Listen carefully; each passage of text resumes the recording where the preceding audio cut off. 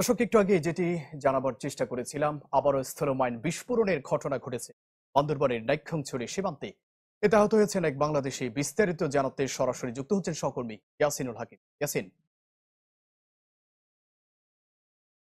বান্দরবানের নাইক্ষ্যংছড়ি সীমান্তে সদরের যে ইউনিয়ন রয়েছে সেটি ফুটতলী ৯ নম্বর ওয়ার্ডে যে এলাকাটি, সেখানে মাইন বিস্ফোরণ হয়েছে। বাংলাদেশি তারেক ইসলাম নামের একজন যুবক আসলে আহত হয়েছে। আমরা স্থানীয়দের সাথে কথা বলেছিলাম, তারা আমাদেরকে যেটি জানিয়েছে, দীর্ঘদিন ধরে বান্দরবানের নাইক্ষ্যংছড়ি সীমান্তের বিভিন্ন ৪৭ নম্বর ৪৮ নম্বর যে পিলার গুলো রয়েছে সেগুলোর আশপাশে বিচ্ছিন্ন বাবিজিদের বিভিন্ন জায়গাগুলোতে মাইন স্থাপন করে রাখার কারণে সেই মাইনগুলোতে মানুষের চলাফেরাতে অনেক সময় বিঘ্নিত করতে, পাশাপাশি অনেকে আমাদেরকে জানিয়েছে বাংলাদেশ থেকে সীমান্তে অনুপ্রবেশ করে অনেকেই কিন্তু আসলে এই পাশ থেকে গরু, সুপারি সহ বিভিন্ন মালামাল আনা নেওয়ার কাজ করে, যার কারণে সেখানে তারা চলার পথে এই ঘটনা ঘটছে বলে তারা জানিয়েছে। আমরা কথা বলেছিলাম নাইক্ষ্যংছড়ি সদর থানার ভারপ্রাপ্ত কর্মকর্তার সাথে।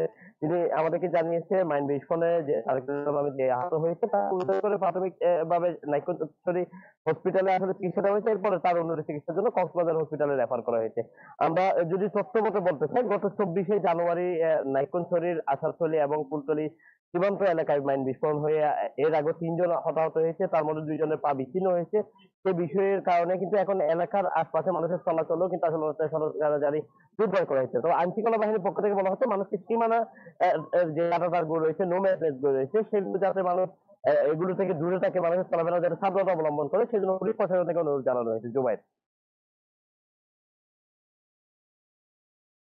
ইয়াসিন, ধন্যবাদ আপনাকে। দর্শক, আবারও স্থলমাইন বিস্ফোরণের ঘটনা ঘটেছে বান্দরবানের নাইক্ষ্যংছড়ি সীমান্তে। সে খবর জানাচ্ছিলেন সহকর্মী ইয়াসিনুল হাকিম।